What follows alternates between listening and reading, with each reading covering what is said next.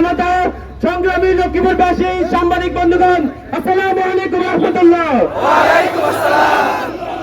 1977 সালের 6 ফেব্রুয়ারি থেকে ছাত্র শিবিরে আজকের 48তম প্রতিষ্ঠাবার্ষিকী উপলক্ষে সবাইকে জানাই প্রাঞ্জল অভিনন্দন এবং শুভেচ্ছা।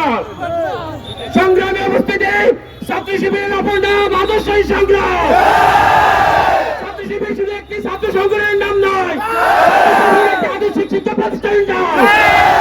সংগ্রামী উপস্থিতি, ছাত্র শিবির আমার মতো আপনাদের মতো লক্ষ কোটি তরুণকে আল্লাহ তাআলাকে সাথে পরিচয় করে দিয়েছে, কোরআন শিখতে শিখিয়েছে, আল্লাহ রাসূল সুন্নাহ মানতে শিখিয়েছে।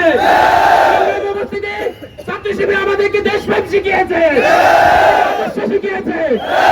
আমরা আজকে আহ্বান রাখতে চাই, ছাত্র শিবির নবীন তরুণদের আহ্বান রাখতে চাই, ছাত্র শিবিরে কোনো সন্ত্রাস নাই, ছাত্র শিবির কোনো মাদক নাই, ছাত্র শিবির কোনো ইফতিজিং নাই।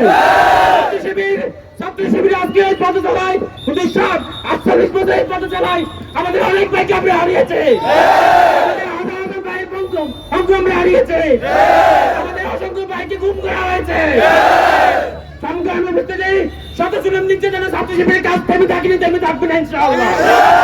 আমরা আজকে অন্তর্বর্তী সরকারের কাছে আহ্বান রাখতে চাই, বিগত 15 বছর তারা এই দেশে মানুষকে শোষণ করেছে, হত্যার রাজনীতি কায়েম করেছে, গভীর রাজনীতি কায়েম করেছে, তাদের সুষ্ঠু বিচার করতে হবে। হামলা করেছে, তাদের বিচার নিশ্চিত করতে হবে। আমাদের ভাইকে হত্যা করেছে, তাদের বিচার নিশ্চিত করতে হবে। গুন্ডা বাহিনীকে, টিভি সন্ত্রাসীদেরকে অবিলম্বে আইনের আওতায় আনতে হবে।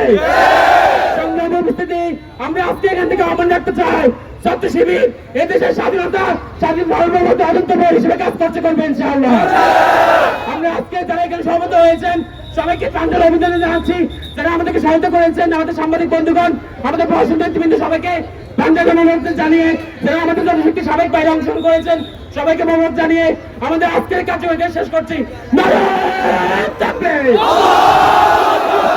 ছাত্র শিবির জিন্দাবাদ, জিন্দাবাদ, শিবিরের অপর নাম আদর্শের সংগ্রাম, আদর্শের সংগ্রাম, শিবিরের অপর নাম নারায়ে তাকবীর।